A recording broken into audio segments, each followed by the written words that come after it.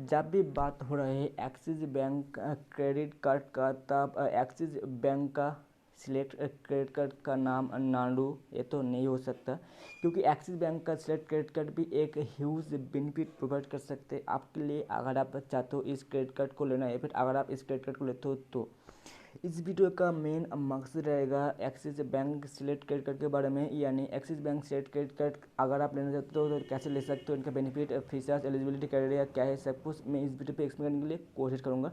इसलिए video class देखिए, किसी भी जगह पे स्किप मत करिए, नहीं तो हो सके बहुत कुछ आप मिस कर दे। Hello friends, Royal Real Tech.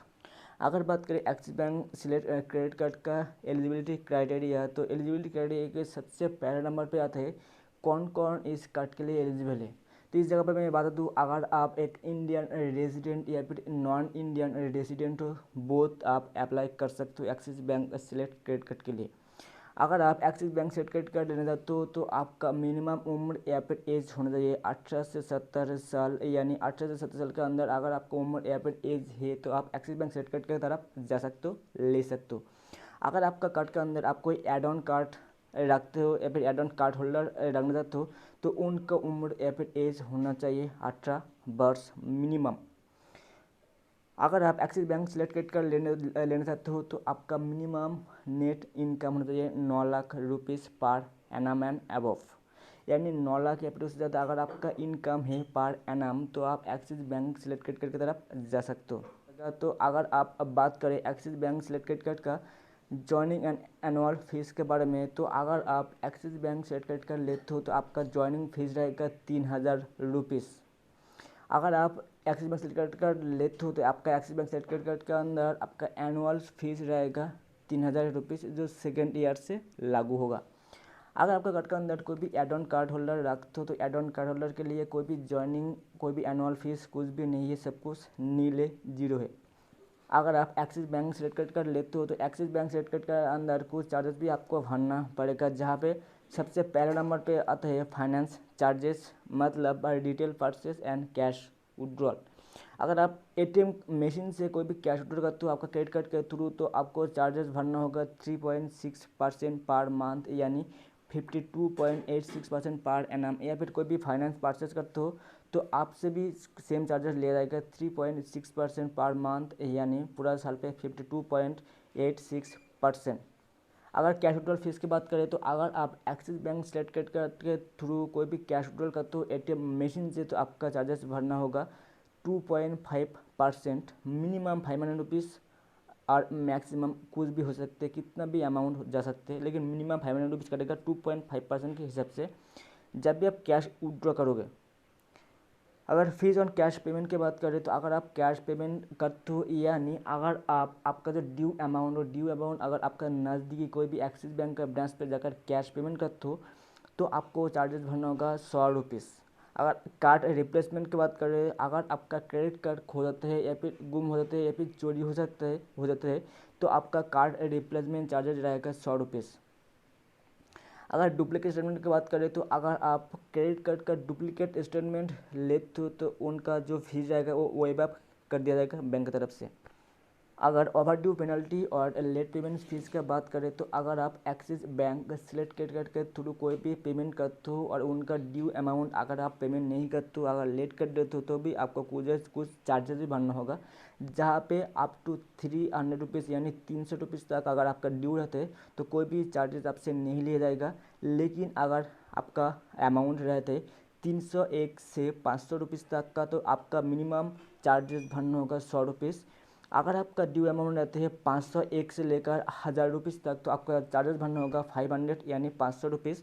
अगर आपका मिनिमम ओवर ड्यू अमाउंट रहते हैं 1001 से लेकर 10,000 रुपीज़ तक तो आपको मिनिमम चार्जेस भरना होगा 500 यानी 500 रुपीज़। अगर आपका मिनिमम ओवर ड्यू अमाउंट 10,001 से लेकर 25,000 तक रहते हैं तो आपको मिनिमम चार्जेस भरना होगा 750 यानी 750 रुपीज़। अगर आपका मिनिमम ओवर ड्यू रहते 25,001 से लेकर 50,000 रुपीज़ तक तो आपको चार्जेस भरना होगा 1,000 रुपीज़ यानी 1,000 रुपीज़। अगर आपका मिनिमम ओवर ड्यू रहते 50,000 या फिर उससे ज़्यादा तो आपको चार्जेस भरना होगा 1,000 रुपीज़। आप कितना यूज़ करोगे, आप कितना पेमेंट करोगे, उस हिसाब से ही आपको चार्जेस भरना होगा। तो इस तरह से आप चार्जेस शेड्यूल देख लीजिए।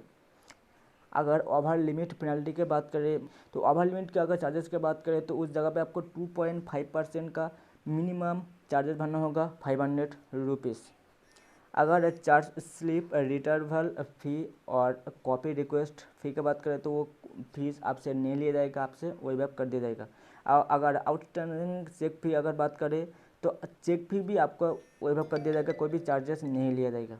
अगर आपको कोई भी ऑटो डेबिट इनेबल है और उनका थ्रू अगर पेमेंट नहीं हो जाते, अगर फेल हो जाते हैं तो आपको भी चार्जेस भरना होगा 2% के हिसाब से, मिनिमम 450 रुपीज़ या फिर 450 रुपीज़। अगर फ्यूल ट्रांजेक्शन चार्जेस की बात करें तो फ्यूल जब भी आप भरोते हो आपका क्रेडिट कार्ड के थ्रू कुछ चार्जेस लगते हैं, जो 1% सरचार्ज लगते हैं फ्यूल भरवाने के लिए पेट्रोल पंप से। लेकिन अगर आप axis Bank select credit card के थ्रू कोई भी पेट्रोल पंप पे जाकर आप फ्यूल भराते हो तो आपका मिनिमम अमाउंट अगर होते हैं 400 रुपीज़ और मैक्सिमम अगर होते हैं 4000 रुपीज़, तो आपको जो भी चार्जेस लगेगा 1% वो रिफंड हो जाएगा, मतलब नहीं लगेगा, वही बात कर दिया जाएगा। अगर फॉरेन करेंसी ट्रांजेक्शन फ़ी की बात करें तो अगर आप फॉरेन कोई भी करेंसी ट्रांजेक्शन करते हो आपका axis Bank select credit card के थ्रू, तो आपको चार्जेस भरना होगा 3.50% पर ट्रांजेक्शन वैल्यू।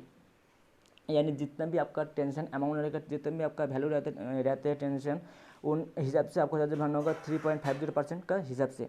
अगर मोबाइल अलर्ट्स की बात करें तो मोबाइल अलर्ट्स ट्रांजेक्शन के लिए कोई भी चार्जेस नहीं लगेगा। हॉट लिस्टिंग अगर आप करते हो, मतलब अगर आपका कार्ड के थ्रू कोई भी फ्रॉड ट्रांजेक्शन होते हैं तो उनके लिए अगर आप हॉट लिस्टिंग करते हो या फिर ब्लॉक करते हो तो भी कोई चार्जेस नहीं लगेगा। और अगर आप बैलेंस इंक्वायरी करते हो तो बैलेंस इंक्वायरी भी कुछ चार्जेस नहीं लगेगा, सब कुछ जितना भी लगेगा सब कुछ वही कर दिया जाएगा। तो अगर बात करें Axis Bank select credit card का, तो अगर आप एक्सिस बैंक का सिलेक्ट क्रेडिट कार्ड लेते हो और अगर आपका क्रेडिट कार्ड अप्रूव होते हैं तो अप्रूव होने के बाद जब भी आप आपका क्रेडिट कार्ड के थ्रू कोई भी फास्ट ट्रांजेक्शन करते हो तो आपको 2000 रुपीज़ का अमेजॉन ये गिफ्ट वाउचर दिया जाएगा। और ये जो ट्रांजेक्शन होता है ये फास्ट 90 डेज़ के अंदर, यानी जब भी आपको क्रेडिट कार्ड मिलेगा, क्रेडिट कार्ड मिलने के 90 दिन के अंदर ही ये ट्रांजेक्शन होना चाहिए ताकि आपको ये वाउचर मिल सके, नहीं तो उससे बाद अगर करते हो तो नहीं मिलेगा। अगर नेक्स्ट बेनिफिट की बात करें तो अगर आप बिग बास्केट पे कोई भी ऑर्डर करते हो या फिर कोई भी शॉपिंग करते हो तो आपको 20% का हिसाब से ऑफ मिलेगा या फिर डिस्काउंट मिलेगा, जहाँ पे मिनिमम ट्रांजेक्शन वैल्यू होना चाहिए 2000 रुपीज़ और मैक्सिमम आपको डिस्काउंट मिलेगा 500 रुपीज़ यानी 500 रुपीज़। एक बात आप ध्यान रखना, बिग बास्केट का आप मोबाइल एप्लीकेशन यूज़ करो या फिर वेबसाइट यूज़ करो, कोई फ़र्क नहीं पड़ता। आप किसी भी माध्यम से आप शॉपिंग कर सकते हो, किसी माध्यम से आप ऑर्डर कर सकते हो, कोई भी फ़र्क नहीं पड़ेगा। जो भी डिस्काउंट रहेगा वो आपके लिए एप्लीकेबल हो जाएगा, आपके लिए दिया जाएगा। So Axis Bank select credit card का कुछ बेनिफिट्स, कुछ फीचर्स जितना हो सके उतना एक्सप्लेन करने के लिए कोशिश किया। तो आशा करते हैं मैं एक्सप्लेन किया आपको थोड़ा बहुत हेल्पफुल हुआ। अगर हेल्पफुल है please like comment share subscribe करना मत भूलिए। सो थैंक यू वीडियो है।